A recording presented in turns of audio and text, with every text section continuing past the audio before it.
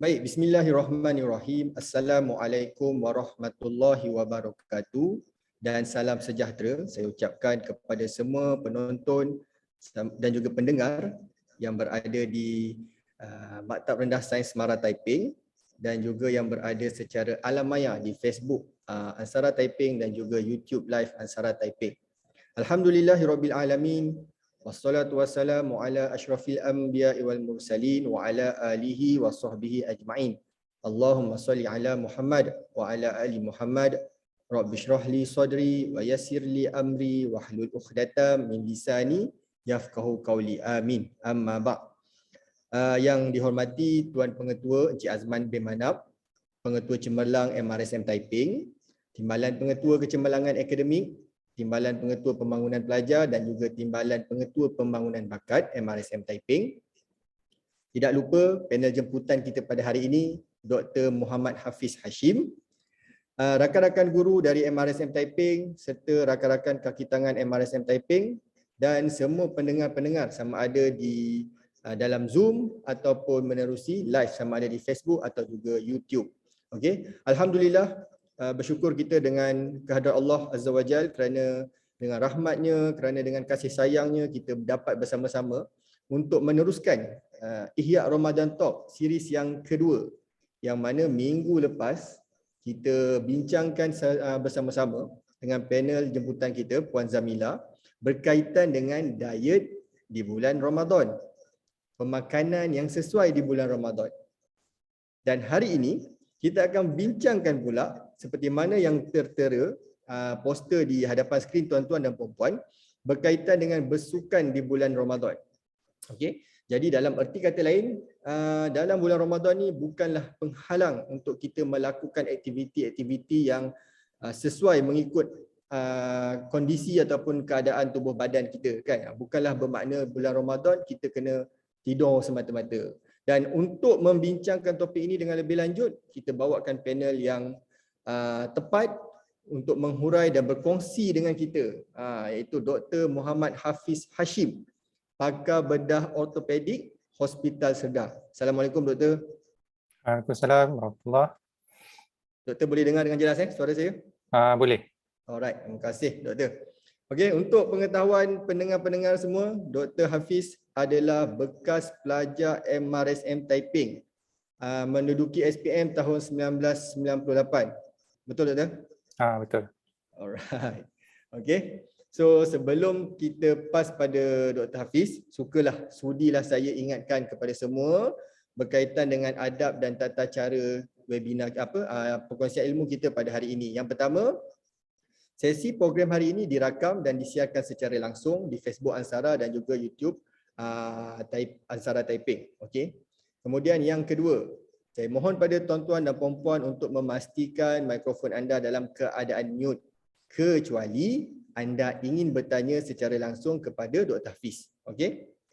Yang ketiga, anda boleh ajukan soalan di ruangan chat dan saya selaku moderator anda pada hari ini akan membantu untuk membaca soalan dan mengajukannya kepada Dr. Hafiz. Kemudian yang seterusnya, sesi soal jawab akan dibuka sebelum berakhirnya sesi kita. So, hari ini kita akan buat dua sesi. Pusingan pertama, Dr. Hafiz akan buat perkongsian dan pusingan yang kedua, sebaik saja Dr. Hafiz settle perkongsian beliau, kita akan buka ruang untuk pendengar-pendengar bertanya secara direct. Okey? Dan yang terakhir, jangan gunakan perkongsian skrin ketika perkongsian kita sedang berlangsung. Okey, kalau tertekan tu cepat-cepatlah stop balik. Okey. Dan saya akan kongsikan pautan kehadiran untuk semua rakan-rakan guru di akhir sesi nanti. Okey. So, tanpa membuang masa, saya mempersilakan Dr. Hafiz untuk berkongsi dengan kita berkaitan dengan bersukan di bulan Ramadan. Dipersilakan Dr. Hafiz. Okey, terima kasih. Sebentar saya share slide sekejap. Share Boleh? screen dulu. Okey, semua yang boleh nampak Jelas. Okey. Assalamualaikum dan selamat berpuasa kepada semua hadirin dan hadirat semua. Kepada pengetua, timbalan-timbalan pengetua MRSM Taiping, guru-guru, cikgu-cikgu, staff-staff yang hadir bersama kita pada hari ini dan juga ahli-ahli Ansara yang hadir dan meluangkan masa untuk kita berkongsi pada petang inilah. Okay, saya diberikan topik oleh saudara Baim untuk topiknya bersukan di bulan Ramadan. Sebelum saya mulakan, saya adalah bekas pelajar SPM 1998 dan selepas di MRSM Typing saya berkelana ke Banting di Kolej Mara Banting dan seterusnya ke Australia, melanjutkan pelajaran dalam bidang perubatan di Monash University, dan selepas tu bermulalah dalam pekerjaan. Lama jugalah sebelum saya dapat jadi pakar ortopedik ni. So after dah habis semua ni, at that time my health ataupun saya punya keadaan badan memang not optimum lah, orang kata kan. I was overweight. My weight at that time about 87 or 88 kilo. So I start to exercise lah. So bila dah exercise ni, then now saya menceburkan bidang diri ataupun menceburkan hobi lah lebih kurang dalam orang kata trail running lah. Lebih macam jogging ataupun marathon juga, tapi kita dalam hutan atau dalam trail. Okay, so I classify myself as a recreational trail runner lah. So okay, mari kita mulakan. So bila kita berpuasa ni berlaku perubahan lah dalam fisiologikal atau fisiologi badan kita. So kita terbahagi kepada beberapa fasa. Fasa 1 hingga 5. 5 ni dah masuk hari raya lah. So fasa 1 atau hari yang pertama dan kedua, masa kita bermula berpuasa ni, gula dalam badan kita akan menurun ataupun kita punya glukos. Jantung kita akan berdegup dengan perlahan. Kita akan cuba untuk rendahkan metabolisme badan kita, dan menyebabkan bila gula ni rendah ni, kita akan menggunakan sumber lain untuk tenaga. Kita akan gunakan glycogen yang daripada hati. Daripada hati kita ni ataupun liver menyimpan glycogen ataupun sumber-sumber tenaga yang berlebihan yang kita makan sebelum ni lah. Dan dikeluarkan untuk menghasilkan tenaga untuk kita meneruskan proses kehidupan kita lah masa kita tak makan ataupun berpuasa tu. So glycogen ni selain daripada hati juga ditarik keluar daripada otot-otot kita. Ni akan menyebabkan kita rasa sakit badan atau rasa lemah, pening, ataupun rasa nak muntah. Tapi rasanya sekarang mungkin dah hari ke-10, 11 kan. So mungkin tak rasa lagi lah yang macam ni. Fasa yang kedua.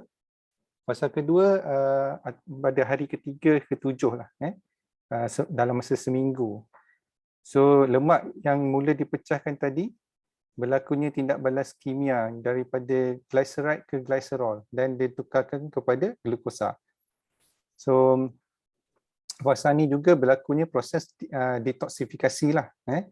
So badan akan rasa ataupun kulit kita rasa sedikit berminyak lah. Selain daripada itu, organ lain yang paru-paru akan berasa sedikit kurang selesa. Okay. Fasa ni juga sel darah putih kita ataupun inflammatory cell kita akan dirangsang dan akan meningkatlah. So untuk meningkatkan sistem antibody kita. Okay, pada fasa seterusnya proses detoksifikasi ini masih berlangsung dan sel-sel mati dan rosak akan dikeluarkan daripada badan kita dan proses penyembuhan akan lebih mudah berlaku.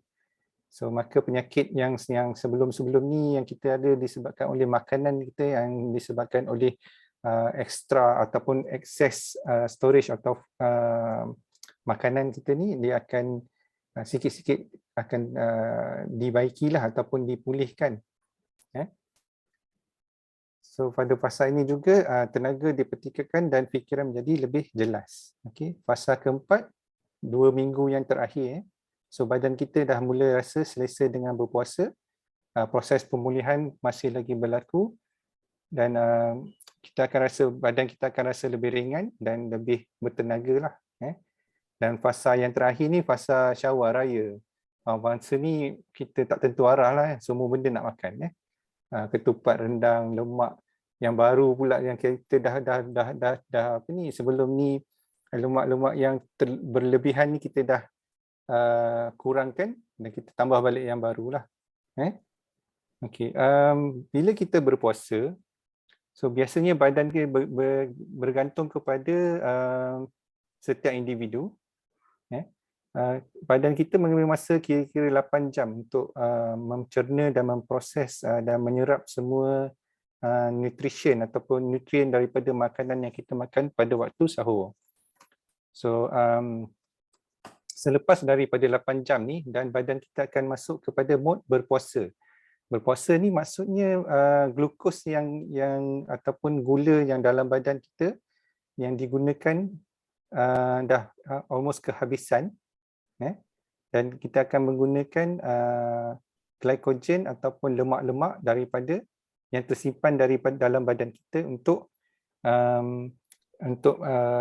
meneruskan metabolisme ataupun kita panggil basic metabolism kita lah, untuk degupan jantung, untuk proses pencernaan badan, sistem-sistem badan kita lah. Tapi badan kita ni dia tak gunakan semua glukos sampai glukos kita zero. So dia ada level-level, tahap-tahap dia sebab dia ada basic function macam liver, brain. Still badan kita akan gunakan atau reserve the glucose for that function lah. So lemak dan yang berlebihan ni akan dicernakan ataupun dileraikan untuk kegunaan menghasilkan tenaga dan untuk kita gunakan sehingga kita berbuka puasa. Okey.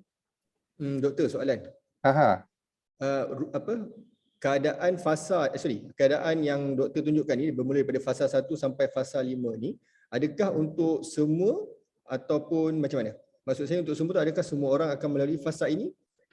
Ini yang secara general lah, tak semua orang akan melalui fasa ini, tapi lebih kurang ini apa yang akan berlaku kepada kita lah sepanjang kita berpuasa 30 hari ni. Yang saya kata yang 8 jam ni yang setiap hari. Yang setiap hari bila kita sahur, daripada sahur, waktu sahur tu lepas kita makan sampai 8 jam proses pencernaan, badan kita mempunyai gula yang mencukupi untuk kita punya basic metabolic rate lah ataupun basic metabolism kita, tenaga yang diperlukan. So kalau kita buat extra effort ataupun extra work ataupun you are macam mana nak cakap, ataupun you katakan you exercise atau you kerja, you melibatkan tenaga yang banyak, dia akan habis lebih cepat lagi. So 8 jam ni untuk general lah, untuk aktiviti harian. Tapi kalau kita kerja macam buruh ke ataupun you kerja dekat site panas, you angkat barang banyak ataupun you berpindah rumah ke hari tu, you akan rasa lebih cepat lapar because you dah guna tenaga ataupun glukos yang lebih cepat daripada hari biasa lah. So lepas daripada tu kita akan gunakan sumber tenaga dalam badan kita yang disimpan dalam hati, seperti glycogen ataupun lemak. Kalau dah habis, kita akan guna protein. Dia akan leraikan protein dalam badan kita pula untuk menghasilkan tenaga lah. So daripada protein tu dia akan pecahkan lagi untuk end product dia akan jadi glukos. So itu dia punya perubahan fisiologi dalam badan kita ketika kita berpuasa lah. Okay, so I think rasanya topik last week dah ada about makanan kan. So I just share a little bit about amalan pemakanan di bulan Ramadan lah. So this one yang sebelah kanan ni adalah daripada saranan daripada KKM lah, yang saya ambil daripada MOH, Kementerian Kesihatan. Makan secara perlahan-lahan, tidak gopoh, ambil makanan yang berkhasiat, suku-suku separuh, rasanya semua orang tahu kan, suku nasi separuh, protein separuh, sayuran, elakkan minuman berkafein, yang boleh menyebabkan kehilangan air dalam badan. So yang suka minum kopi tu saya rasa lepas berbuka okey, tapi kalau sahur mungkin you akan cepat haus lah, sebab kafein ni ataupun kopi atau minuman yang berkafein dia adalah kita panggil diuretics. Diuretics ni maknanya dia akan menyebabkan kita kencing dengan lebih kerap ataupun lebih banyak lah. So menyebabkan kita akan kehilangan air dalam badan dengan yang lebih.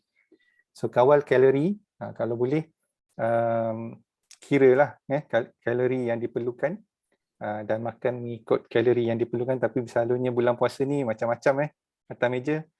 So kita akan pergi bazar, semua nampak macam semua menyelerakan kan.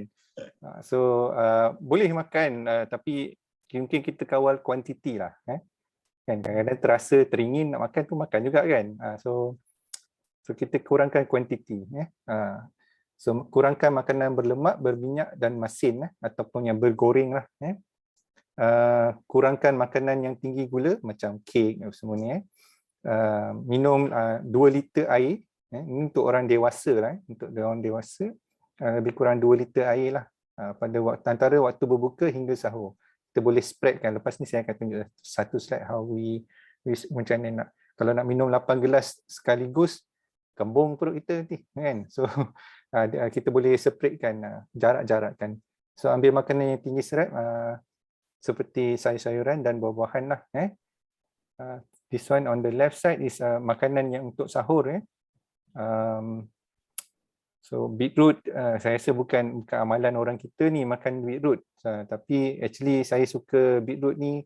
Saya tak makan directly dia buah tu, saya blend. Saya blend dia buat air. So kita minum air beetroot, boleh campur dengan apple, tebikai, tapi kita tak bawa gula lah. Kalau boleh elakkan ambil gula lah ataupun kurangkan gula. Okay. So yang penting sekali semasa kita berpuasa ni adalah hydration. Kita kena minum air yang mencukupi. Ni saranan lah 8 gelas ketika berpuasa ataupun lepas kita berbuka. Kalau masa berpuasa tak boleh lah nak minum 8 gelas. So ketika bangun tidur, sahur, sebelum subuh, semasa berbuka, selepas maghrib, selepas isyak, semasa tarawih dan sebelum tidur. Tapi kalau kita semasa kita bersenam atau kita exercise, kita perlu pastikan ataupun hydration ataupun water management ni penting lah. So sometimes kita akan guna, kalau kita buat kita panggil long slow distance ataupun kita panggil long workout tu terlalu lama ataupun beberapa jam, kita akan guna, selalunya saya akan gunakan electrolyte replacement lah. Macam gambar di bawah ni. Yang ni dalam bentuk serbuk yang kita bancuhkan dengan air. Ada yang dah siap bancuh, ataupun ada yang pakai salt stick ataupun kita panggil salt stick, dia dalam bentuk tablet yang boleh hisap ataupun boleh macam Berocca punya vitamin C tu tablet dia dissolve dalam air. Itu untuk electrolyte replacement. Maknanya kita ganti balik garam-garam yang yang hilang semasa kita bersenam atau kita exercise lah. Selalunya saya gunakan electrolyte replacement ni apabila kita bersenam atau bersukan lebih daripada 1 jam. 1 jam ke atas lah. Bawah daripada 1 jam selalunya saya tak gunalah electrolyte replacement ni. Selalunya kita replace balik bila kita dah habis bersukan, lepas tu minumlah. Yang ni electrolyte replacement ni digunakan semasa kita bersukan. Ada yang suka minum 100 plus ataupun Gatorade, tapi macam 100 plus tu dia lebih banyak gula lah daripada garam. Garam dia kurang sikit. Okay, seterusnya, so bila waktu sesuai untuk kita bersukan atau bersenam di bulan Ramadan ni. So yang saya sarankan adalah sebelum kita bersahur atau before sahur. Selalunya yang ni kena bangun awal lah, pukul 3, pukul 4 untuk kita exercise. So kalau sebelum sahur ni kita boleh, dia punya kebaikan dia ataupun pros dia atau advantage dia lebih kepada kita boleh fuel before kita ataupun orang kata kita boleh makan dulu atau minum dulu sebelum kita bersenam.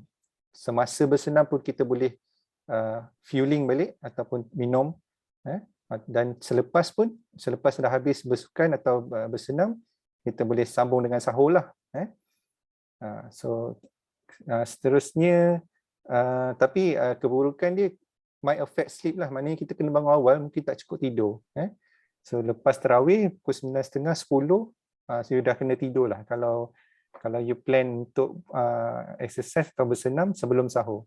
Because pukul 10, pukul 3, pukul 4 you dah kena bangun untuk exercise atau bersenam, atau if you are doing some training, then you have to start your training early lah, so that you can start your training early.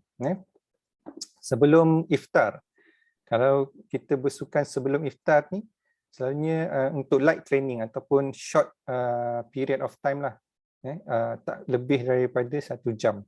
Saya sarankan dalam setengah jam ke 45 minit lah. So kalau sebelum iftar ni, dia punya advantage dia, you are able to maximize nutrient intake after. Maknanya selepas kita dah bersukan, kita dah burn all kita punya kalori, kita punya fats. Buka puasa, kita boleh maximize nutrient intake. So you are replenish during your berbuka puasa. Tapi masa kalau kita bersukan sebelum kita berbuka, kita tak boleh lah nak hydrate, nak minum, nak tambah balik garam, semua tak boleh lah. So selalunya I buat yang ringan je lah, during before iftar ataupun sebelum buka puasa, like jogging half an hour, setengah jam, ataupun kita brisk walking for half an hour or 45 minutes, like that lah. The next one, bila waktunya sesuai, is after tarawih ataupun after iftar. Disarankan kalau kita makan heavy, will take about 2 hours lah before you can start your exercise. Kalau tak berat sangat, mungkin 1 jam selepas you makan, you boleh start your exercise lah, ataupun bersenam, bersukan ataupun training.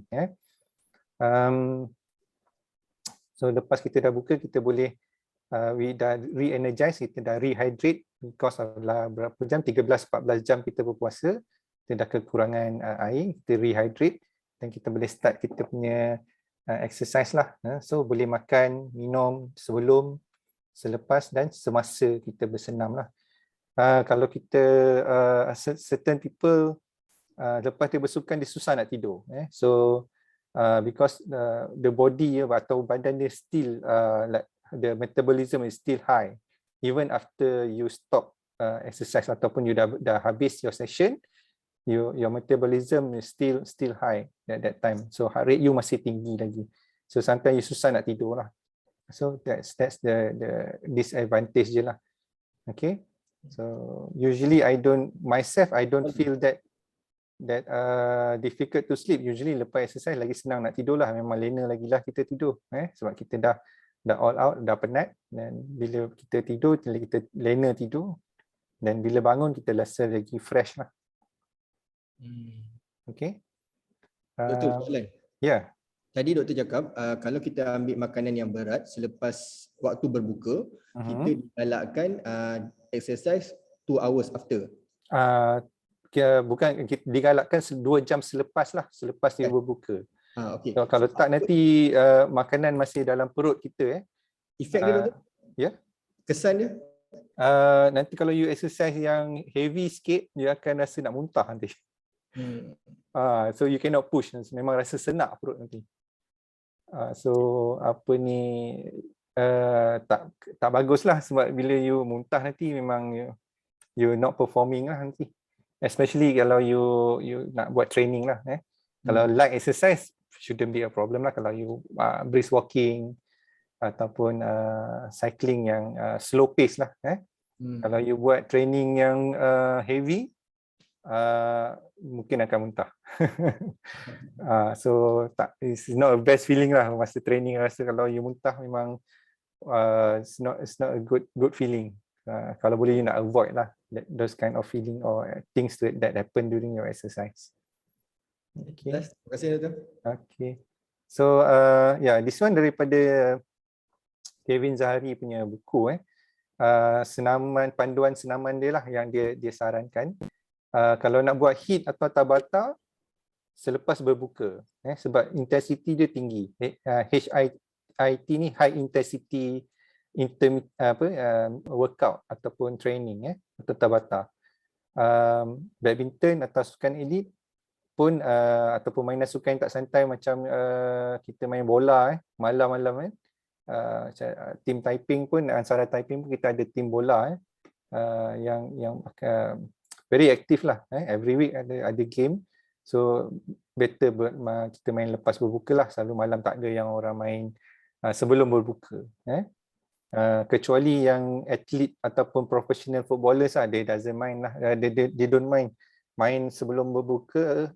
Masa tengah main pun dia boleh berhenti sekejap untuk berbuka, dia sambung main balik and doesn't affect the performance lah dia, untuk orang yang professional.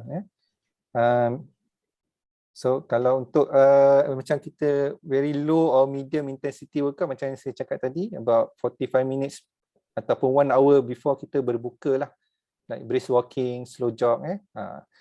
So hubungan kelamin, okay, yang ni bulan puasa saya tak perlu cerita panjang lah. Badminton untuk yang santai-santai dengan family, sebelum berbuka pun tak ada masalah. Okay, weight training lebih sesuai selepas berbuka. Weight training. Kalau yang boxing selepas berbuka, very intensity tinggi. Yoga doesn't matter, it's very low intensity stretching. Yoga boleh buat sebelum berbuka lah. Ataupun selepas berbuka. Zumba, ramai yang suka Zumba juga kan. So yang ni pun kalau boleh selepas berbuka lah, sebab Zumba pun dia macam HIIT juga, macam Tabata juga, very high intensity. Unless kalau yang buat santai-santai punya, bolehlah kita buat sebelum berbuka. Okay, so professional athletes, they are all able to train at any time due to their body conditioning adaptation during Ramadan fasting. So they kalau untuk professional athlete, dia orang tak kisahlah, dia orang lari lepas sahur pun ataupun pagi pukul 8, dia tak perlu pun nak kena minum ke apa. So dia orang boleh train high intensity at any time lah. So macam saya cakap tadi, pada bulan puasa, kalau siang hari badan kita dengan glukos akan berkurangan. So kalau kita train waktu berpuasa ni mungkin akan suffer sikit lah, sebab you akan craving nak minum lah. So so selok-eloknya training pada sebelum sahur macam saya cakap tadi. Okay. Ataupun selepas berbuka. So yang ni yang digalakkan lah. Okay, type of exercise ada beberapa jenis seperti cardio session like jogging, cycling, swimming, brisk walking, strength workout like weight training, HIIT, Tabata, and full body workout. Okay, flexibility exercise like yoga and stretching. So these are the types of exercise yang kita boleh buat masa berpuasa. Swimming mungkin kurang sesuai sikit lah kalau nak swim waktu kita berpuasa. Tapi kalau malam, kalau kita ada access to facility yang boleh buka, dia punya pool buka pada waktu malam, kita boleh buat swimming jugalah selepas kita berbuka.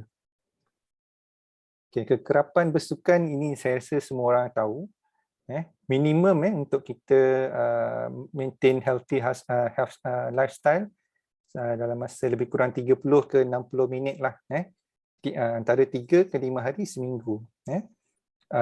Kalau you buat training untuk high intensity training ataupun you are training for marathon, training for event atau sukan, mungkin akan jadi training tu akan lebih lama lagi lah. Bergantung apa yang you nak achieve lah atau objektif yang you nak buat. Okay, so intensity, okay, exercise intensity ni refer kepada how hard your body is working during physical activity. So like high intensity punya training ataupun activity like HIIT, Tabata, running. Running can be high intensity and can be low intensity depending on the types of workout atau type of running yang you buat. Kalau you run ataupun jog easy pace is a low intensity. Kalau if you are doing speed interval ataupun you are doing hill training ataupun you are doing tempo run, is a quite high intensity lah. Speed walking also high intensity, hill walking ataupun hiking is a high intensity, even though kita jalan je, tapi bila kita naik elevation atau bukit tu, actually your heart are working very hard at that time. Boleh tengok kalau ada kita monitor heart rate kita, sometimes you can reach 180, 190 beat per minute. So it's very high heart rate. Climbing stairs, jump roping also is a high intensity. Low intensity like walking at casual pace, like jogging, swimming, using elliptical machine, okay, lifting weights, rowing and cycling at casual pace. Okay, special consideration in people with hypertension ataupun tekanan darah tinggi. So kita kena monitor lah blood pressure kita. Firstly, make sure kita makan ubat lah.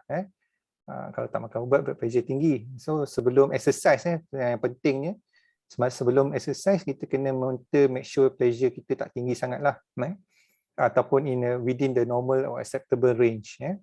During exercise, usually your blood pressure will increase, but this one kalau nak buat yang some people who are doing exercise ataupun dia buat physical or fitness test, dia akan check the blood pressure before, during and after the exercise. So this one usually they do it in the lab lah, ataupun dalam gym. But for us, mungkin yang terbaiknya untuk kita monitor sebelum kita bersukan, make sure within the normal range ataupun under control, and after exercise bila kita dah rehat lah. During exercise sure it akan naik lah, sebab tu kita kena monitor sebelum kita exercise, yang kita blood pressure kita tak tinggi lah. So kalau tinggi, terlalu tinggi semasa exercise, dia akan mengundang kemudaratan lah. Macam-macam boleh berlaku. Okay, untuk kencing manis ataupun diabetes mellitus, we should check our glucose level before exercise. Make sure it's not too low. If it's too high, kalau ataupun dia tinggi, still okay lagi, sebab bila kita exercise dia akan menurunkan glucose kita lah. Tapi kalau rendah, then kena berhati-hatilah. Kalau you hypoglycemic during your exercise, then it boleh collapse, ataupun kita boleh pengsan lah. So heart failure patients, okay, we recommended for lower intensity exercise lah. And also in pregnancy also lower intensity exercise. So yang pentingnya sebelum kita nak buat sesuatu aktiviti yang high risk ataupun high intensity, kita consult dululah dengan doktor yang menjaga kita, because that doctor knows better about your condition and so on. So consult your healthcare professional before participating in strenuous physical exercise. Okay. So most important thing is if you doing a regular exercise, to monitor during exercise. Sama ada kita gunakan smartwatch, yang seperti dalam gambar ni, sama ada banyak brand lah. Ni salah satunya lah. Garmin ada, Suunto, Apple Watch, Huawei smartwatch, macam-macam lagi lah. Polar pun ada juga. So banyak jenis, bergantung kepada kita punya what we want to achieve lah. Dan kita monitor kita punya heart rate. So dengan jam pun kita boleh monitor heart rate kita, ataupun kita dapatkan like this guy yang below ni, dia pakai heart rate monitor yang dia panggil chest strap. So dia letak dekat dia punya dada lah, untuk monitor heart rate dia. So this device dia selalunya dia link dengan handphone ataupun dengan jam. Okay, so dia akan accurately measure kita punya heart rate lah during exercise. So ada certain people use monitoring the heart rate using heart rate zone exercise. Okay, macam yang dalam gambar di bawah ni. Okay, kita boleh nampak ya, aerobic endurance ni ialah zone 1 ataupun zone 1 lah. heart rate dia yang tak berapa tinggi. Aerobic power is zone 2, threshold is zone 3, anaerobic endurance is zone 4. Dan ada satu lagi zone 5, anaerobic power, ataupun yang satu lagi zone 6. Tapi dalam ni gambar ni sampai zone nampak 4 je. Macam kita goes to this table, ataupun gambar rajah ni. So moderate activity like warm up, zone 1, weight control. Kalau kita aim untuk lose weight, kita akan disarankan lebih kepada zone 2 punya exercise lah, where you burn our fat. Aerobic atau cardio training atau endurance in zone 3. Zone 4 and zone 5 is usually when you are doing speed training ataupun you high intensity lah, sampai rate you boleh cecah 170 180 is zone 4, zone 5. Masa ni kita guna anaerobic exercise atau anaerobic punya metabolism, kita tak guna aerobic. So anaerobic kita akan guna banyak protein, kita digest ataupun kita burn kita punya protein, untuk menghasilkan tenaga. So usually this zone 4, zone 5 kita tak boleh lama-lama sangat lah. Usually kita akan build up lactic acid, lepas tu cramp. Usually kalau kita untuk endurance ataupun low intensity zone 1 and zone 2. Okay, so sampai saya rasa ni topik yang saya boleh share untuk hari ni. So saya rasa kita boleh masuk ke session yang seterusnya untuk soal jawab atau question and answer. Kalau ada apa-apa soalan yang nak dikemukakan, saya serahkan kepada moderator semula. Okey, terima kasih Doktor. So, sama-sama. Banyak input yang kita dapat dengan Dr. Hafiz hari ini berkaitan dengan bersukan di bulan Ramadan. So kita kena tengoklah kat mana kita punya kemampuan badan kita kan. Okey Doktor, kita pergi pada soalan di chat dulu. Ada daripada Mimi Haryani Hasim. Beetroot juice yang doktor bagi tahu tadi, perlu di steam first ataupun need to steam it first before blend or no need? Okey. Dia ada dua jenis lah. Satu kalau you beli yang raw punya, kena kalau rebus, bila rebus you actually you banyak hilang tau dia punya zat-zat dia. Selalu kalau you rebus you akan dapat air dia sekali. Lepas tu baru you blend. So air yang you rebus tu pun you guna untuk blend sekali. Kalau you nak rebus lah, sebab beetroot ni memang rasa dia rasa tanah. So kalau orang tak biasa memang tak boleh terima lah beetroot ni. Kalau you dah yang steam punya ataupun yang you ataupun dah rebus, ada jual juga di supermarket yang dah siap rebus ni. So kalau dah siap rebus, kalau beli yang tu you blend terus lah. Okay. Di Australia dulu memang orang makan raw beetroot ni. Dia macam dia letak dalam sandwich dia. Dia makan gitu je. Tapi saya tak boleh terima lah. Kita tekak Malaysia, tekak Melayu tak boleh nak terima beetroot ni. Satu lagi Vegemite pun tak boleh terima. Diorang punya makanan di sana lah. Okay. Alright. Soalan kedua daripada Mimi Haryani juga. Weight training if it's done during fasting, boleh tak doktor? Yang tadi yang saya present tadi, saya kata weight training after boleh juga. So kalau if you dah biasa, kalau before bulan Ramadan you dah biasa buat weight training, then during Ramadan usually you dah condition you punya badan kan untuk buat weight training. Masa weight training tu you normally you don't consume a lot of fluid pun, ataupun you tak minum air banyak pun. So boleh kalau you nak buat weight training, let's say macam 1 hour before you berbuka lah. So that after you dah habis training, tak tunggu lama lah untuk you nak berbuka. Sebab weight training usually after weight training you akan ambil suplemen ataupun you minum protein shake, whatever it is, untuk muscle repair. Ada yang ambil untuk muscle, you nak build up muscle. Ada ambil protein shake, those protein supplement untuk build up muscle, untuk buff your muscle. Ada yang ambil untuk muscle repair. So usually kalau you buat pagi-pagi, nanti you take a longer period of time lah, kan, nak tunggu berbuka baru you nak ambil supplement untuk your muscle repair and so on, untuk recovery lah orang kata. So kalau you buat exercise tu just before, after asar, yang paling molek lah, paling cantik. Lepas asar you dah siapkan buat makanan berbuka awal-awal, then you have 1 hour left before berbuka, then you can spend that time to exercise lah. Okay. Tapi untuk orang yang tak biasa lagi doktor kan, yang orang cakap baru nak mula. Kalau yang baru nak mula tu orang kata kita kena first know your own body lah. Jangan paksa. So buat light dululah, like half an hour or 20, kalau tak boleh setengah jam, 20 minit, 15 minit pun tak apa for a start. Then after that you can hari demi hari you akan boleh tambah lagi lah tempoh masa untuk you exercise tu.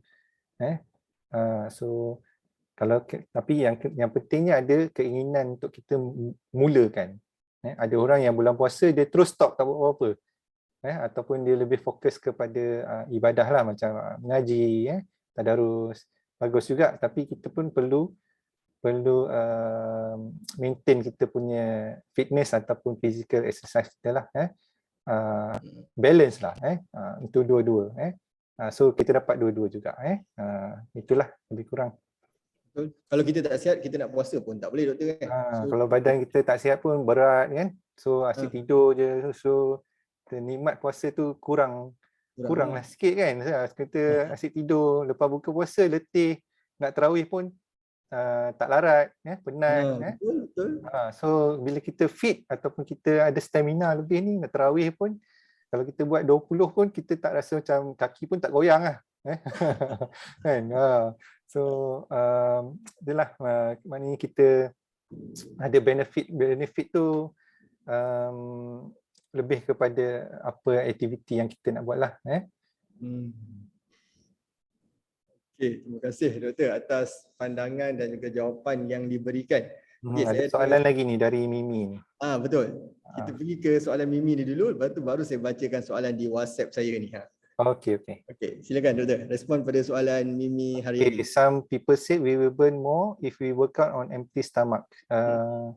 For those yang used to work out. Okay. Kalau kita lapar sangat, kalau perut kosong, even my previous sebelum ni ada pun ambil coaching jugalah untuk exercise atau running ni kan. Never start exercise with empty stomach actually. So tapi kalau bulan puasa macam mana kita terpaksa empty stomach lah kan sebelum berbuka, sebab tu kita light. Kalau empty stomach, kita start dengan empty stomach, how to say, you have to be careful lah sebab it can be harmful. Sampai you boleh, orang kata bong lah, atau kalau tak tahu biasa ke tak biasa dengan istilah bong ni, maknanya you are very too tired to exercise ataupun you dah habis energy, habis tenaga, until you cannot proceed atau tak boleh nak continue with your exercise lah.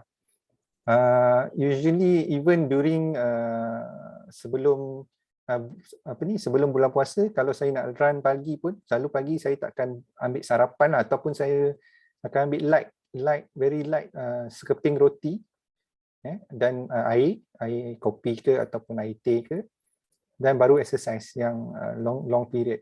Then after the exercise baru the breakfast yang sebenarnya lah. Okay. Saya tak prefer lah empty stomach, because bila lapar ataupun perut kosong, kita akan you akan disturb your punya fokus ataupun fokus masa you exercise. Okay, betul, mungkin you akan burn banyak, tapi in burn you akan burn your fats, glycogen, and also if dah habis nanti you terpaksa burn your protein. Bila you masa breakdown atau protein breakdown ni yang actually kalau terlalu banyak sangat pun tak bagus sebenarnya. Maksudnya doktor, kalau kita ambil it means kalau bukan bulan Ramadan lah kan, bukan bulan Ramadan, sebelum kita start buat exercise, workout dan sebagainya, kita kena alas perut dululah orang cakap kan. Alas perut sikit.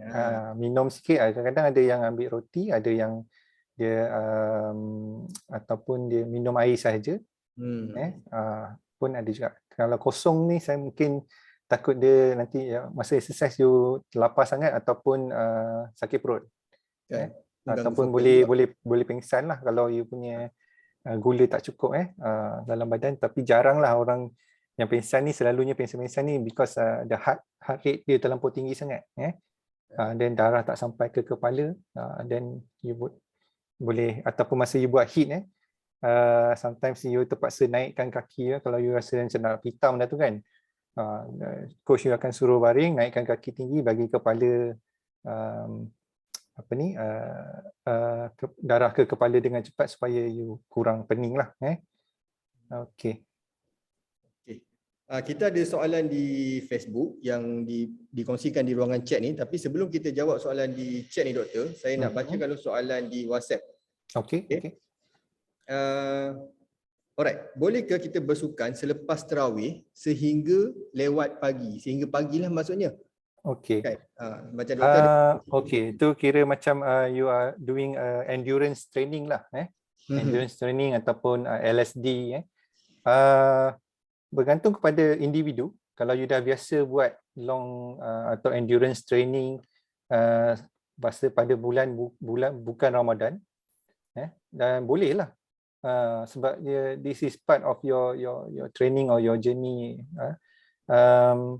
Tetapi kita kena tahu juga kita punya kemampuan lah. So usually kalau you buat long training ni, you tak exercise macam itu saja, you akan prepare, ada buat preparation, you dengan you punya meal, you punya fluid replacement, ada yang bawa gel, energy gel during your exercise. Kalau tak bawa gel pun dia bawa kurma, kadang dia bawa nasi impit, dia bawa telur, ataupun dia bawa sandwich ataupun roti ataupun Snickers, benda-benda macam itulah. So sama juga macam bulan yang bukan Ramadan, selalunya kita panggil hard session lah, ataupun long session ni kita buat once a week. Dalam 7 hari tu ada yang short session, ada easy session, ada hill training, ada speed training atau tempo, dan ada long distance juga. And then termasuk juga rest day. Rest day pun actually a part of your training day ataupun training schedule atau your training regime jugalah. So boleh buat long ataupun endurance training during masa bulan Ramadan. Disarankan selepas kita berbuka lah. Selalunya kalau saya buat pun start selepas tarawih. Kita start dalam pukul 10 macam tu. So habis kita punya session tu mungkin dalam pukul 1, pukul 2. So dia punya disadvantage-nya you tak cukup tidur lah. So mungkin lepas sahur, lepas subuh tu you sambung tidur lah pagi tu. So itulah. That's the advantage lah. You tak cukup rehat atau tak cukup waktu tidur lah. Waktu tidur you mungkin akan terganggu sikit lah. Sebab tu tak boleh buat hari-hari. Kita dengan dengan kerja lagi kan. So tuntutan kerja lagi. So mungkin free weekend je lah, ataupun Jumaat malam atau Sabtu malam. So once a week should be okay lah. Kalau tak larat ataupun tak biasa, kita kena dia ada proses dia. Kita kena step by step. We cannot go straight away doing long distance. So kena ada tahap-tahap dia lah. Okay. Doktor, tadi doktor ada cakap tentang rest day. Maksudnya hari tu kita boleh rehat lah kejap kan. Untuk orang yang baru nak mula lah doktor. Macam contohlah katakanlah di kalangan kami guru-guru ni ada yang baru nak start. Okay, lepas tu selalunya dia akan ambil rest day dia weekend lah. Berapa hari doktor boleh bagi tahu untuk mereka yang baru nak start ni ambil rest day? Sebab selalunya bila baru nak start kita dah ambil rest day, nak mula balik memang susah kan. Untuk yang baru nak start, usually saya sarankan macam kita dalam seminggu 3 ke 4 kali lah, ataupun 3 ke 4 hari exercise. So in between tu rest day. So kalau you start hari Isnin, Selasa rest, Rabu, Khamis rest. So Jumaat, Sabtu rest, Ahad. Then start balik hari Isnin. So untuk orang yang untuk memulakan lah, kalau you dah level intermediate, you akan buat 5 atau 6 session, maknanya 5 atau 6 hari. Dan 1 hari atau 2 hari saja rest day. Okay. So rest day ni ada 2 jenis juga. Satu passive rest day, maknanya you tak buat apa-apa langsung. Memang rest, total rest lah. Maknanya you kerja, naik kerja, makan, siang, rehat, tengok TV. Satu lagi dia panggil active rest day. Active rest day ni macam usually kita akan buat cross training. So kalau macam you running, cross training you cycling, swimming, dia panggil active rest day. Ataupun you buat HIIT atau Tabata lah. Ataupun you buat cross training, itu dia panggil cross training lah. So ada macam-macam lah yang kita boleh buat. So depend on our kalau baru nak mula, we start dengan, kalau tak boleh lari atau tak boleh jogging, you start dengan brisk walking, jalan dulu, lepas tu jalan laju. Mula-mula cari tempat yang flat lah, jangan terus-terus start dengan tempat berbukit. Memang sehari je lah you exercise, lepas tu 6 hari rest. So kita kena tahu dengan kita punya kemampuan dulu, dan jangan terlalu over sangatlah, sebab nanti akan memudaratkan. Okey, terima kasih Doktor atas jawapan dan pandangan diberikan. Okey, untuk pendengar-pendengar yang berada dalam Zoom, jangan malu untuk unmute-kan anda punya mic sekiranya anda ingin mengajukan soalan kepada Dr. Hafiz. Okey Doktor, kita pergi kepada chat. Kalau hanya buat plank exercise sahaja dalam bulan Ramadan, memadai tak? Plank exercise, plank ni lebih kepada kita punya core muscle training. Core muscle untuk plank. Kalau plank sahaja, saya tak pastilah sama ada memadai atau tak memadai, itu bergantung kepada individu. Kalau kita memang fokus untuk dapatkan six pack ataupun untuk kuatkan core muscle kita, memadai lah.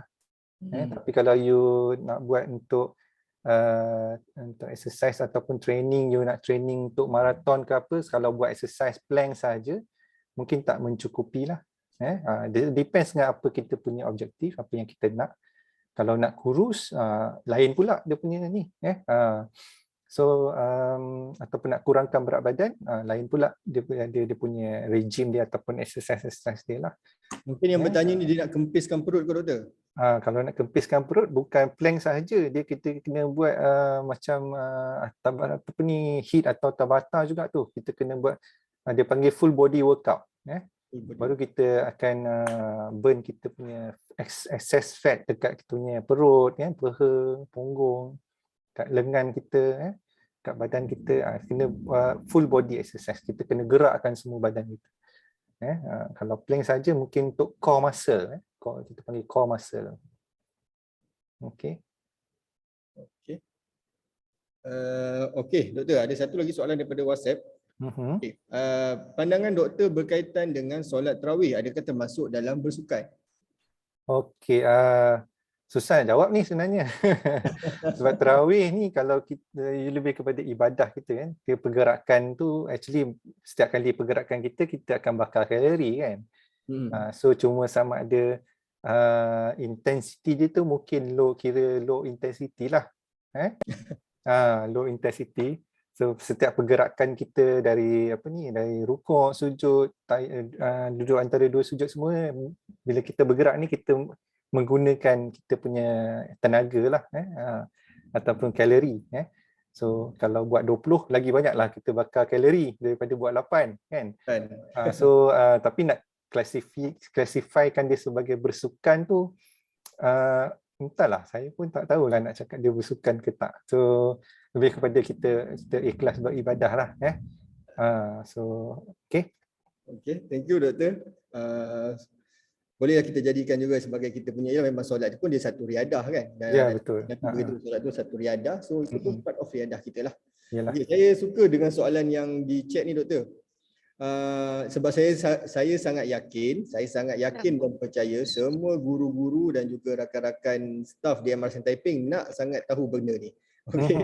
Boleh Dr. Hafiz give some example of exercise yang target for weight loss or kurus? Macam mana exercise yang kita boleh buat? Itu banyak jenis banyak jenis exercise untuk kita kurangkan badan ni, bergantung pada minat kita lah. Ada orang yang dia minat cycling, berbasikal. Okay. So berbasikal pun is part of the exercise yang kita boleh buat untuk kurangkan berat badan atau hilangkan berat badan kita lah. So apa ni example lain, contoh lain macam swimming, walaupun dalam air orang kata tak nampak pun berpeluh kan, tapi swimming is actually good effort on the whole body, macam full body workout juga. Contoh lain running atau jogging lah, pun is good because saya dah buat before this is I have 2 phase ataupun 2 episode lah. Weight loss ni, yang pertama sekali masa tu saya cycling. Okay, that one is in 2010, 2011. Lepas tu saya stop, masuk masters, badan naik balik. Then second episode selepas saya buat habis masters lah, so saya running pula. So apa ni pun boleh hilangkan weight loss. Cuma kita kena cara dia. Macam saya cakap tadi, zone 1, zone 2 lah, untuk kita weight loss. Fat burning punya exercise, kita naikkan heart rate kita ke zone 1, zone 2. So zone 1 ni lebih kepada warm up, 120 ke 140 heart rate kita. Dan untuk zone 2 heart rate untuk kita burn kita punya fat. So exercise lain yang macam HIIT, Tabata pun kita try maintainkan heart rate kita dalam zone 2. Kalau you dah pergi zone 4, zone 5, actually kita tak burn kita punya fat, kita guna kita punya protein untuk menghasilkan tenaga kita. Okay. So maksudnya bila kita dah lebih zone tu doktor, kita punya metabolism badan kita tak bakar kita punya lemak, kita bakar kita punya glycogen, kita bakar kita punya protein, atau kita anaerobik. Anaerobik maknanya kita tak gunakan kita punya lemak ataupun glukos yang berlebihan tu. Kita guna anaerobik metabolism yang menyebabkan you akan cramp, because lactic acid akan berkumpul. So certain people yang macam yang ni you boleh guna untuk short period of time ataupun short distance, you tak boleh guna untuk long distance. So untuk orang yang sprinter, macam yang lari 100 meter, yang tu dia akan guna lebih banyak anaerobik punya muscle lah, atau exercise. Period memang heart rate dia akan tinggi, dia akan gunakan, dia burst dia punya energy masa tu. So untuk kita untuk recreational, kita tak perlulah sampai zone 5 heart rate kita. Kalau kena naik tinggi sangat, maknanya selalunya fitness kita tak berapa bagus lagi. So kita kena exercise, turunkan heart rate kita sampai usually I keep for me is 160 ke bawah lah. Jangan tinggi sangat, lebih daripada 160. Lebih pada 160 tu you nak bercakap pun tak boleh. You nak sembang dengan orang sebelah pun tak boleh. Kan? Masa you exercise, mungkin you exercise dengan your partner atau dengan anak-anak ke, you nak sembang pun tak boleh. So you tak enjoy lah masa exercise tu nanti kan. You akan sesak tak cukup nafas, semput. So exercise ni lebih kepada kita nak enjoy kan. So kita kena exercise yang tak terlalu menyeksa diri kita sendirilah. Okay. Macam contoh dekat MRC Taiping doktor, kita ada tangga kan. Maksudnya 3 blok akademik kita ada 3 tingkat. Okay. So mungkin itu pun boleh kita jadikan exercise, betul tak? Boleh. Kalau exercise tangga ni dia macam hill training jugalah. So macam you akan kena naik, buatlah berapa cycle atau berapa set. Kalau 3 tingkat mungkin you naik dan turun, mungkin you boleh buat 5 set. Kalau you dah okay, mungkin boleh lajukan langkah tu. Mula-mula walking pace, pace yang berjalan je. Lepas tu you lajukan. Mungkin lepas tu you langkah dua anak tangga. So kalau dah okey, dan mungkin you boleh berlari lah 3 tingkat. Itu yang level atas sekali lah, mungkin boleh berlari kan. So selalunya saya pun jalan je. Dah 2-3 tingkat tu terasa juga kan. Kalau contoh doktor, kita nak heart rate kita nak ukur dia. Kalau kita tak ada smartwatch ataupun any jam yang sesuai lah kan, sebab sekarang ni ada banyak lah Garmin, Apple Watch macam doktor tunjuk. Kalau kita tak ada semua tu, apa indikator yang kita boleh guna nak beritahu yang heart rate kita dah sampai tahap ini?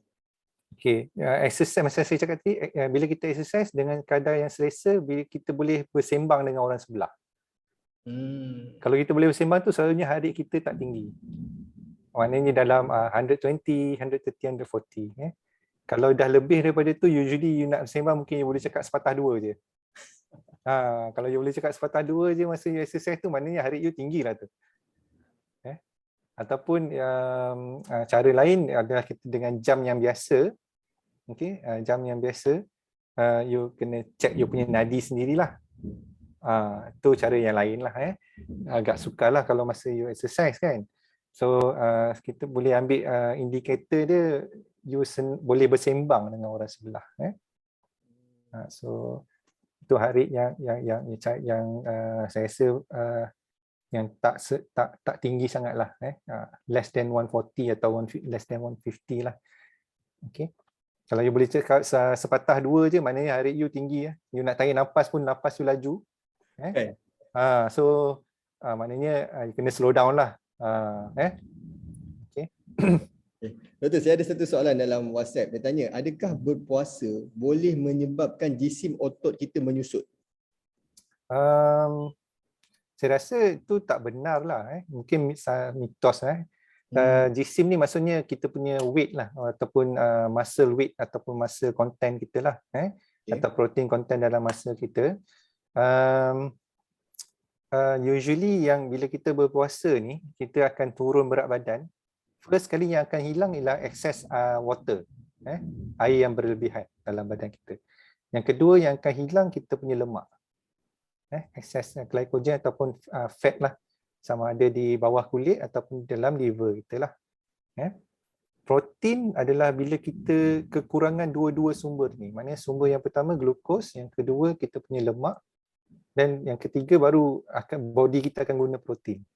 So muscle yang mengecut ni mungkin disebabkan kita kurang aktif atau kurang bersukan, yang menyebabkan masa kita deactivate ataupun kita panggil detraining. Kalau kita dah training, you dah peak, lepas tu you stop, katalah 2 minggu you stop, sebabkan kita tak exercise ataupun kita stop kita punya training, masa kita akan mengecut. Dia mengecut bukan disebabkan kita berpuasa, disebabkan kita tak exercise.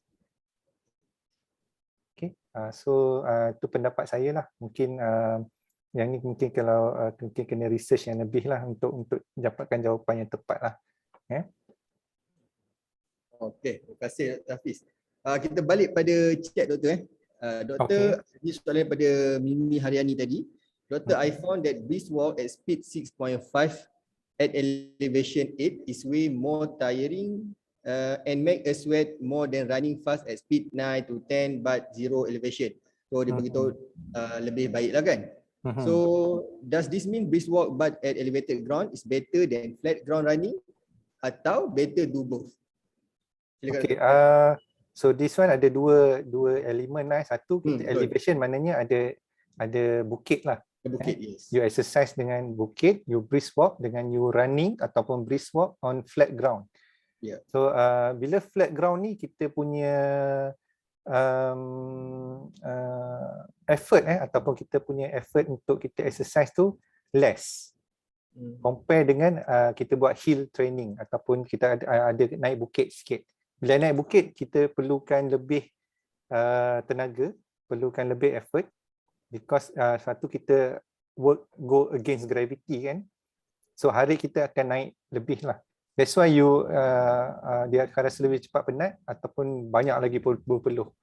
So my advice kalau is good, actually both exercise are good, bagus, sebab tapi you tak boleh over, buat terlalu banyak, dan variety kan kita punya exercise lah, maknanya satu hari you buat flat, okay, the next day you buat heel, okay, the next day you buat flat balik, the next day you buat speed, so macam itulah maksud dia. So kalau you buat flat je, lama-lama you pun bosan juga kan. So bila you variety kan, so it's more interesting lah. Tak adalah you cepat bosan dengan you punya exercise.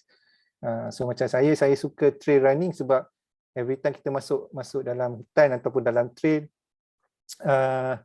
is refreshing lah. You duduk dalam nature, so dengan bunyi unggas, dengan bunyi air terjun, macam kat Taiping ada Burmese Pool kan. So ada Bukit Larut kan. So bila you pergi that area, udara dia pun nyaman, segar. So that's what I like to do lah. So that's why I lebih suka pergi trail lah daripada road. Tapi I still do both, because during weekdays susah kita nak masuk trail. So kita jog atau run dekat road lah. So it's like that lah. So both are a good exercise, depending on your ni lah, your what you want to achieve lah. So kalau you nak bakar lebih banyak kalori lagi, hill lagi bagus. Sebab walaupun you tak jalan laju, tapi sebab you naik tu, dia kita kena give more effort. Jantung kita bekerja dengan lebih keras dan dia akan bakar lagi banyak lemak lah. Selalunya berapa lama doktor spend your time untuk trail? Kalau masuk trail, kalau long distance atau jauh tu few hours jugalah. Tapi in a relaxed way, or in a kadang-kadang kita tak lari pun, kita jalan dia banyak. Kita jalan je banyak. So but you burn more calorie lah, because dalam trail is not flat. So dia akan rolling, ada hill, turun naik. So you use your tangan, kadang-kadang you kena climb. So so you burn more fat lah. Okay. So long slow distance and fartlek training. Okay. Fartlek is a little bit different from long distance. Long slow distance ni macam kita lari in 2 hours, and at a easy pace. So depends lah. Kalau ada orang tu easy pace dia 9, ada orang easy pace dia 7, ada orang easy pace dia 5. So depends lah. So it depends on kita punya pace sendirilah. Jangan ikut pace orang. Kita ikut pace orang lain, dia easy, kita dah maksimum dah. Okay. So untuk fartlek ni different sikit. Fartlek ni macam you run for a distance with a certain pace, then you campur-campur. So you laju sikit, lepas tu you slow sikit, you laju sikit. That one is fartlek. Another one is tempo. Tempo run ni you run a little bit at your threshold pace for a period of time, or for a distance during your training. So kena warm up dulu, lepas tu you buat tempo, lepas tu you're cooling down, something like that lah. So untuk lebih lanjut lagi mungkin boleh bacalah dalam a lot of dalam internet. You can Google about fartlek training and long slow distance. Sekarang ni ada satu lagi konsep yang kita panggil MAF training, maximum maximum aerobic training, MAF. So yang tu saya pun tak mahir sangatlah. Mungkin kita kena baca rujukan lagi untuk training, types of training ni yang saya buat dulu ikut Garmin lah, Garmin coachnya. So apa yang kita because daripada apps tu dia dah ada siapkan untuk kita punya training schedule, then kita follow je lah. Ataupun ada orang yang ambil coaching, mungkin kita sign up untuk marathon, then you sign up dengan coach. So coach bagi you jadual, okay, you kena buat lah dia punya task tu, and then okay, so then you kena achieve lah apa yang you punya target. So that's another way yang untuk bagi kita galakkan ataupun keep us untuk buat kita punya, untuk achieve kita punya objektif lah ataupun target lah. Alright. Kalau rasa macam susah nak exercise kan, mungkin seorang-seorang mungkin tak bersemangat atau kurang motivasi so mungkin boleh do exercise in group ataupun join fitness punya group ataupun fitness punya kelas ataupun group exercise lah. Kadang-kadang buat seorang-seorang kita rasa malas kan, bila ada group ni semangat sikit kan. So itulah, so itu cara-cara yang kita boleh buat untuk kita continue exercise lah. Yang penting mulakan, doktor. Betul. Yang penting kita keinginan kita sendiri nak berubah ataupun kita sendiri yang nak macam kalau kita rasa saya dah overweight ni, BMI dah 30 ni kan. Saya rasa badan pun rasa tak sedap, cepat penat, balik kerja je nak tidur je kan. Sebab kita tak cukup stamina lah. So mungkin kita kena, yang penting kita sendiri lah niat kita nak berubah ke arah lebih sihat lah, supaya kita boleh jalankan tanggungjawab kita dengan lebih baik, kita boleh beribadah dengan lebih baik, so itulah yang penting, kita ada niat nak mulakan. Bila ada niat nak mulakan tu insya-Allah lah.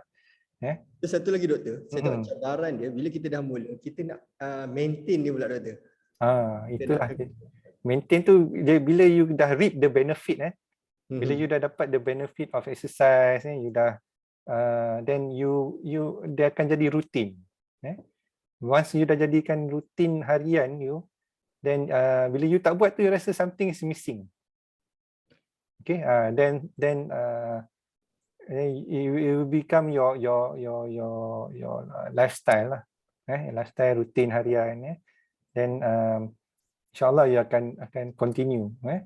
One of my coach dululah, dia punya ayah dia sampai 70 lebih pun masih jogging lagi hari-hari. So bayangkan dia boleh maknanya dia boleh live a very healthy lifestyle lah. So okay. Pun dah mencapai 70 kan. Dah umur dah lebih, bukan bersara je, lebih daripada bersara dah kan. So masih sihat lagi. So dia daripada muda dia amalkan macam tu kan. So berterusan. Berterusan. Doktor, dulu doktor berat 88. Sekarang? Sekarang itu dulu masa saya buat when I try to lose my weight, paling banyak saya turun sampai 67 macam itulah. Tapi itu COVID kan, kita MCO semua, tak boleh buat apa makan je kan, makan rehat kerja, tak boleh nak exercise sangat kat luar masa tu. So memang naik balik lah. So a bit difficult. So sekarang kena turunkan balik. Tapi doktor pernah achieve 67 kilo. Daripada 87 that time lah. Okay. So so soalan daripada Mimi Haryani regarding clean eat, healthy eating lah. Okay. So usually at that time masa tu saya memang very clean eating very clean lah. Sayur, salad tak ada goreng, ayam pun kita beli yang breast sahaja, chicken breast, lepas tu grill sahaja. Nasi pun masa tu tak makan roti dengan buah lah. So that's very kata memang bosan lah makanan macam tu kan. So sarapan pun roti dan telur separuh masak saja. Kadang-kadang makan oats. Then once a week ataupun kita makan cheat meal. Meal maknanya kalau lunch je lah. Bukan cheat day. Kalau cheat day ni satu hari lah you belasah kan. Daripada pagi sarapan kan sampai malam. Kalau cheat meal kita makan once a week lah. Masa tu saya buat once a week lah. Okay. Especially yang first kali kita kena kurangkan ataupun avoid is sugar, gula, teh kosong, kopi kosong. Okay. Yang keduanya minum air yang mencukupi lah. Teh tarik memang zero lah. Kalau cheat meal boleh lah, minum 1 gelas. Kan? Teh tarik, roti canai memang tak makan lah masa tu. So diet kita ni memang banyak yang goreng-goreng semua, memang masa tu tak makan lah. Sekarang makan balik lah kan. So kita dah achieve, once we achieve, kita exercise, kita maintain lah. So once you maintain, then you can enjoy more life, enjoy eating our delicacy, our food, kita punya dessert macam-macam kan, manis-manis semua kan. Bubur kacang kan, bubur kacang durian, bubur pulut semua sedap-sedap kan. So tak nak kita mesti nak makan juga kan. So kalau kita exercise, badan kita healthy, kita makan apa pun kita akan bakar balik apa yang kita makan tu. So then kita so alhamdulillah lah kan, kita akan rasa lebih sihat lah. Okay, terima kasih Dr. Hafiz atas perkongsian yang diberikan. So jam sekarang pun dah 4.17. Mungkin Dr. Hafiz boleh berikan sedikit pandangan ataupun nasihat lah, dan juga tips untuk mereka yang ingin kekal cergas dan cerdas di bulan Ramadan dan berterusan sampai ke seterusnya. Okay, so yang pentingnya niat kita lah. Kalau kita nak buat sesuatu tu, kita kena niat dengan apa yang kita nak achieve lah. So then kita work towards that objective ataupun apa yang kita nak capai. Lepas tu sokongan atau dorongan daripada keluarga. Keluarga tu sangat penting lah. Kalau kita seorang-seorang exercise je kan, mungkin kita boleh bawa alif keluarga kita sekali. Dah jadi aktiviti keluarga kan, tak adalah kita seorang-seorang je kan. Nanti kan orang rumah pun ataupun ke isteri kita atau suami kita ni asyik keluar je kan. So kalau boleh bawa sekali. So jadi aktiviti keluarga. So yang penting kita kena mulakan, dan kita kena istiqamah dan berterusan lah, maknanya kita buat yang setakat yang kita mampu. Jangan lebih daripada kemampuan kita. Bila lebih daripada kemampuan kita tu dah jadi mudarat lah untuk kita nanti. Dan itulah itu yang saya nak. Dan jangan malu bertanya lah. Selalunya bila you contohnya cycling, dia ada group cycling. Running, dia ada group running. Kalau yang main bola, ada group main bola. Bola tampar, ada bola tampar. Netball kan. So at the same time kita boleh merapatkan ukhuwah dengan kawan-kawan kita. Dan yalah, kita dapat menjalankan kehidupan kita dengan baiklah, dengan sihat. Alright. So okay, so I rasa itu saja yang saya dapat kongsikan hari ini. Anything else? Okay, kalau saya tengok di sini dan juga saya punya WhatsApp ni memang dah tak ada. So saya nak ucapkan jutaan terima kasihlah kepada Dr. Hafiz. Saya mewakili MRSM Taiping dan juga pihak penganjur ingin mengucapkan jutaan terima kasih kepada Dr. Hafiz atas perkongsian dan juga ilmu yang diberikan kepada kami pada hari ini, pada petang ini. So sedikit daripada saya, betul lah apa yang Dr. Hafiz cakap. Yang pertama, kita kena ingat balik dalam hadis berkaitan dengan 5 sebelum 5 tu kan, antaranya sehat sebelum sakit. Dan jangan berlebihan, maksudnya memang dalam Islam, Islam galakkan umatnya untuk bersederhana. So bila kita exercise, janganlah terlampau over. Okay, bila kita makan, janganlah banyak sangat kita makan kan. So ikut kita punya keadaan tubuh kita. Okay. So sekali lagi terima kasih saya ucapkan kepada Dr. Hafiz atas perkongsian yang diberikan, dan terima kasih kepada semua yang bertanya soalan, dan diharapkan semua soalan-soalan telah dijawab oleh Dr. Hafiz. So saya sharekan skrin untuk semua rakan-rakan guru. Scankan kod kehadiran, tapi sebelum saya terlupa, ini adalah antara program-program yang kita jalankan sepanjang Ramadan di MRSM Taiping. Okey, so pastikan tuan-tuan dan puan-puan boleh menyertai lah program-program. Kita imarahkan, kita raikan, kita hidupkan suasana Ramadan kita pada tahun ini. Mudah-mudahan dia merupakan Ramadan yang terbaik untuk kita. Okey. Dan tidak lupa juga untuk esok kita akan bersama dengan Al-Fadil Ustaz Mat Hazril Asrar bin Mat Razi akan membincangkan tentang perang di bulan Ramadan, rahsia di sebalik rahsia. Ada banyak perang yang berlaku di bulan Ramadan ni. Yang kita tahu antaranya perang Badar lah kan. So kita akan tahu, Ustaz akan kupaskan berkaitan dengan perang-perang selain daripada perang Badar. Kemudian insya-Allah bersama dengan saya hari Jumaat berkaitan dengan bedah surah. Hari itu kita bedah surah Al-Fatihah. Lepas ni apa surah pula kita nak bedah? Kita jumpa hari Jumaat nanti. Dan ini pautan kehadiran. Okey. So rakan-rakan guru boleh scan dan isikan Google Form ini. Okey, sambil itu saya nak ucapkan jutaan terima kasih kepada Dr. Hafiz sekali lagi atas perkongsian yang diberikan. InsyaAllah semoga semuanya mendapat manfaat daripada apa yang dikongsikan oleh Dr. Hafiz.